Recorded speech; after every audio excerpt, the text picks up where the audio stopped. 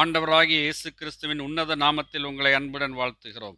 பரிசுத்த வேதாகமத்தில் ஏசாயா தீர்க்கதரிசியின் புஸ்தகம் 53ஆம் அதிகாரம் 6ஆம் வசனத்தில், நாம் எல்லாரும் ஆடுகளைப் போல வழிதப்பி திரிந்து அவனவன் தன் தன் வழியிலே போனோம், கர்த்தரோ நம் எல்லாருடைய அக்கிரமத்தையும் அவர் மேல் விழப்பண்ணினார் என்று நாம் வாசிக்கிறோம். இவ்வசனத்தின்படி நாம் எல்லாரும் ஆடுகளைப் போல வழிதப்பி திரிந்தவர்கள், அவனவன் தன் தன் வழியிலே போனவர்கள். நாம் செல்ல வேண்டிய வழியை மறந்துவிட்டோம்.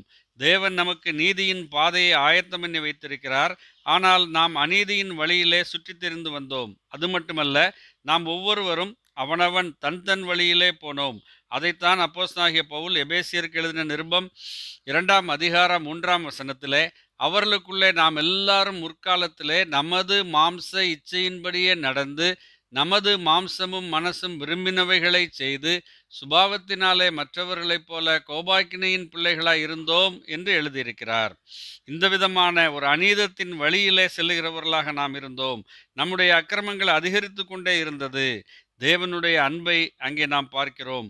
தீர்க்கதரிசி இவ்வாறு கூறுகிறார், கர்த்தரோ நம் எல்லாருடைய அக்கிரமத்தையும் அவர் மேல் விழப்பண்ணினார்.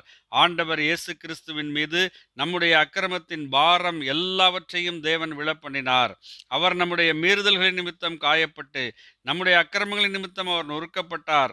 நமக்கு சமாதானத்தை உண்டு பண்ணும் ஆக்கினை அவர் மேல் வந்தது என்று இதே ஏசாயா தீர்க்கதரிசியிலே வாசிக்கிறோம். ஆண்டவர் இயேசு உங்களுடைய என்னுடைய பாவங்களை எல்லாம் தம்மீது ஏற்றுக்கொண்டு கல்வாரி சிலுவையிலே பலியானார். நாம் நடந்து செல்ல வேண்டிய பாதையை, நீதியின் பாதையை, ஒரு தேவனிடத்திலே சேரும்படியான ஒரு மார்க்கத்தை அவர் உண்டாக்கினார். மரித்து அடக்கம் பண்ணப்பட்ட கிறிஸ்து 3ஆம் நாள் உயிர்த்தெழுந்தார். அவரில் விசுவாசம் வைத்து ரட்சிப்பும் பாவ மன்னிப்பும் நித்திய ஜீவனும் அடைந்து தேவனின் அன்பை நீங்கள் ருசி பார்க்க வேண்டும் என்பதே உங்களுக்காக நாங்கள் தேவனிடம் செய்யும் ஜெபமாக இருக்கிறது. ஆமேன்.